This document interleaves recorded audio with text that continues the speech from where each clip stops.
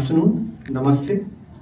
On behalf of the Indian Consulate, first, a very warm welcome to each and everyone and every delegate who is present here at this second annual edition of the Invest India Business Forum.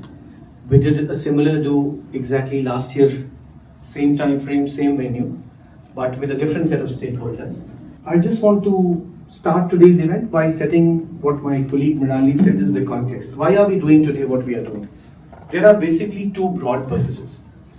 One is to have our leading industry experts who are experts in their own domain present to you what we feel are the best possible opportunities for the greater Seattle area to integrate or to synergize with when it comes to investing or linking up in artificial intelligence, in quantum computing, in photonics, in aerospace, in AgTech, in higher education, and as well as healthcare.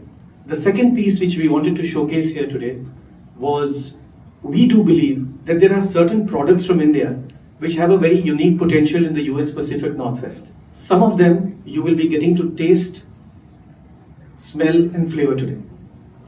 So one exciting item which we are bringing for the first time to US is pomegranates from India, called the Bharwah variety of pomegranates, which is here. They will be very soon hitting the shelves of retail stores in Seattle, hopefully in the next couple of months. The second thing which we are showcasing, and we know we are taking a difficult task in the home of Starbucks, is an Indian brand of coffee called Araku coffee. It's from the southeastern hills of India. It's on your tables. It will come pass around for you for tasting as well. But we do believe that given its unique texture, flavor, it has become very popular in Northeast Asia, even in the US East Coast and several places in Europe. We do hope that some of you will get to taste it and experience it. Two other things which we have brought. It's on the right side of the hall. We call this the ODOP, One District, One Product initiative of the Government of India, where we take one tribal artisan from each state of India and their cultural heritage product we think has potential to go to the world. So you will see here artisans from rural India who have done their best manual hard work to get this product going from each state, from Nagaland, from Tripura, from Uttar Pradesh, from Assam, displayed here.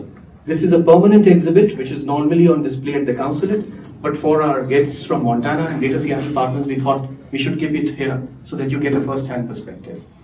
And lastly, there's no better brand ambassador for India than Indian food and Indian spirits. So the spirits are back and the food will follow. And in between, we hope to have some very meaningful conversations about India and the potential of India and the Indian story. So please, in that spirit, please make your interventions. Thank you once again for being here. And I cannot but conclude also by thanking the wonderful performance of these artists from the UP Parivar. Well, thank you for the warm welcome. It is such a pleasure to be here with all of you this evening and feels especially meaningful as we're celebrating UP Diwas.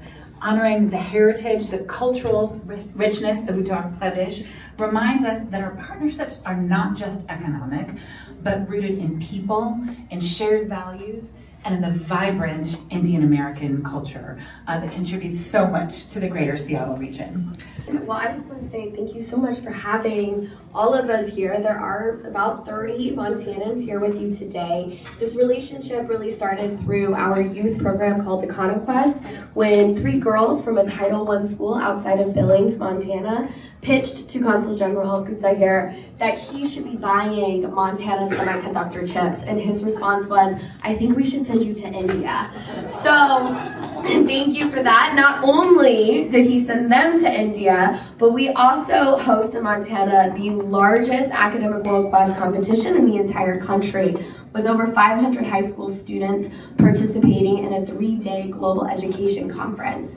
Last year, we were honored to have Consul General Gupta not only speak to these students, but we also put on the first Bollywood movie marathon for 3 nights for these students, as well as teaching them Bollywood dancing and having, of course, Indian food. Our center is a one-of-a-kind center. We actually started it, but doubled down on what we put in Hyderabad last year. We started it in 2020, but we formed our Global Operations Center in Hyderabad within days. We had hundreds of people that were willing to work with us. And over the past 5 years, we've gone from 2 wonderful employees to 1,800 people. And they provide wellness programs through our digital capabilities and monitor wellness for all of our caregivers and employees across our 120,000 in our organization. But here's what I want to tell you, and I think this is the most important of all. We were welcomed with open arms in India. The people that provide the work that we desperately need are some of the hardest working, smartest people that we have in our entire corporation. And I don't say that lightly, I say that truthfully. So I take this opportunity to talk about what we learned from starting here as an Indian company and going back to India and creating one of the best global capability centers for ourselves, where we do our support, our majority of our sales, our entire R&D and engineering teams are in India. And then we serve the world back. Today, the United States is 1/3 of our entire presence around the world. And 90% of that is actually served from India. Not only we do that, but also we started bringing other businesses to India to create such capabilities. Not only we provide you with technology that you need to be able to establish in India, but also we have partners who help you with all the legal necessities that you need to go back and establish in the country, along with all the real estate and infrastructure needs that you have. Today, Zoho is endorsed and approved by the Indian government. Actually, a good part of the government runs on Zoho Mail and other products. So we would like to share that prosperity with you as well and show how capable that glorious act is. Thank you so much. India is not just one of the world's fastest economies, but also one of Washington State's most vital and dynamic trading partners. From aerospace and agriculture to technology and clean energy, the ties between our regions are deepening every year. The Indian market actually represents an immense opportunity, not just in terms of commerce, but in the exchange of ideas, innovation, and shared values. India also is one of our top trading partners through the Northwest Seaport Alliance. The goods that move through our gateways support thousands of local living wage jobs and generate significant economic impact for the Puget Sound region. As operators of the Seattle-Tacoma International Airport, which I'm sure many of you flew in from and through, we accommodate thousands of travelers to and from India every single year. Whether it is for leisurely travel or for business, we are a welcoming gateway, one that accommodates the growing Indian diaspora locally and those from India who are looking to invest and do business in the region. And one day, I very much look forward to welcoming Air India to our airport to provide direct service from our region to India. Good afternoon, everyone. Great to be here. Thank you for the opportunity. I'm Muralidhar Krishna Prasad, MK for short. I run all of the engineering for Salesforce. Salesforce is a company in CRM, employs thousands of people here in Seattle, in India, and everywhere around the world. I've been called here to talk about investing in India and AI, quantum, and photonics opportunities. First, why in India? I think you saw a lot of slides before, presentations before. It's the fastest growing economy, but a lot of people may not know, it also produces about 1.5 million STEM graduates every year. And not to mention, it also has the third largest startup ecosystem in the world as well. So these are sort of big numbers, big factors. But specifically in AI, as you know, AI is all about data, it's all about usage. India is the largest users of ChatGPT. In fact, my 80-year-old father-in-law, he's using now ChatGPT as his second doctor. The doctors hate him for that, asking all the questions, but the usage is extremely high there. and not to mention the data that flows with it and what you can learn from there. I'm Ranveer. I'm also the Vice President of Copilot Tuning at Microsoft and the CTO of AgriFood. Today I'll talk about some of the work we've been doing in agriculture. So my background is not in agriculture. I'm a PhD in computer science from Cornell. I did grow up in India. I grew up in Bihar. And growing up, I did spend a lot of time with my grandparents in India. And I hated all those summer months because, these villages, they did not have any electricity, no toilets. But that's where I spent 4 months every year growing up. So even though I did computer science, I did witness a lot of poverty in those regions. And that's something that stuck with me. And that's why I started this program at Microsoft in 2014. It's not just about growing more food, it's about growing good, nutritious food without harming the planet. One of the ways in which you can get there is that of using data and AI-driven agriculture. In fact, we're doing work in Montana as well with some of the universities there. So the key idea, it's not that AI is the solution, but AI could be a very powerful enabler of the next revolution for agriculture. Martimed is a private equity group. We're investing in India. We're investing in a chain of healthcare clinics that will be concierge-style healthcare clinics that are located in shopping malls. The opportunity there is significant. Healthcare is a really high-growth market. It's a $372 billion market in India. It's growing at 16% per year. The market that we're targeting, the preventative market, is growing at 22% per year.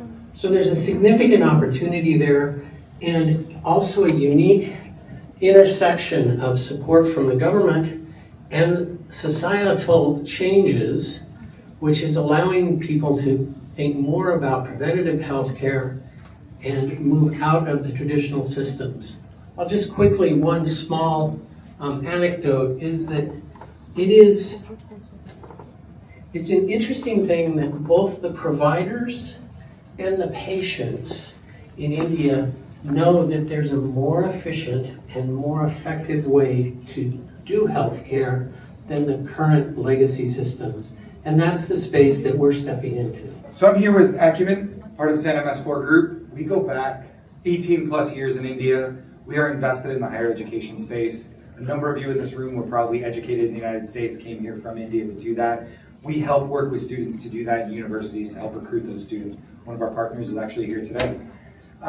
We work with 19 of the world's top 100 universities, about 120 universities in total, trying to work with students in India and Vietnam and other places to come to the US, Canada, the UK, to study and pursue their academic goals.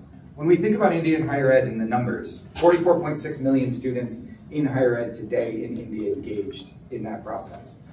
For context, for those that are US based, the US higher education system is about 20 million. Overall though, the gross enrollment rate is only 28%. And the Indian government has established a goal of getting that to 50% by 2035.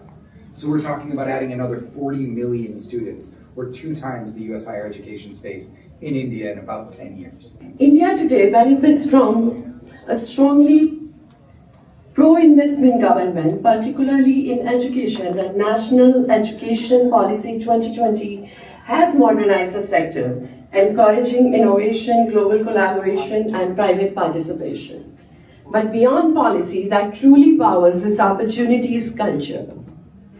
Education in India is deeply valued. Families view it as the most important investment they can make, not only for careers, but for lifelong mobility and status. This cultural commitment creates durable demand even across economic cycles. India's education opportunity is fundamentally anchored in volume and momentum. India has the largest student population in the world with close to 250 million students in the school pipeline. The CII is India's oldest and largest industry association, founded 1895. We're coming up on our 131st year. We have 9,700 direct business members that are engaged with CII directly in policy making, setting the agenda, etc., and about 365,000 business units that comprise our total membership. We have 70 offices across India and 12 centers of excellence. I sit in our overseas office, which is part of our international department, And we have 350 institutional partnerships across 133 countries with lots of chambers of commerce, such as state level chambers, etc. We've also been the B20 India Secretariat and also present at the World Economic Forum just about a week ago.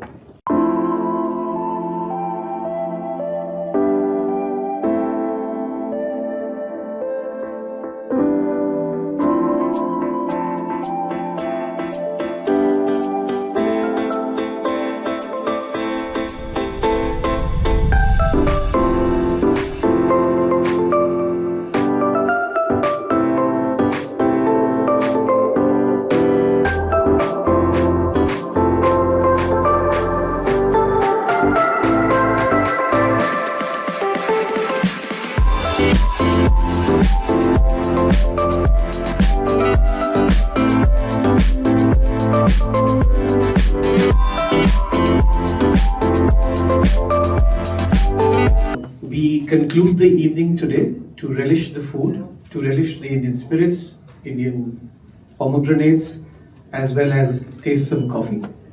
I want to thank everyone present here today. The hall is packed right till the evening, even after more than 1.5 hours. To me, that itself is a very good measure of how the evening went. The evening today is about building friendships and making sure that the India story connects with the wider audience here in the Pacific Northwest. Without the support of the Montana World Affairs Council, Greater Seattle Partners, Bell Harbor Conference Center, and my own team at the Indian Consulate, we wouldn't have been able to get this through. Thank you all for making this happen. Wish you all a very good evening. Thank you.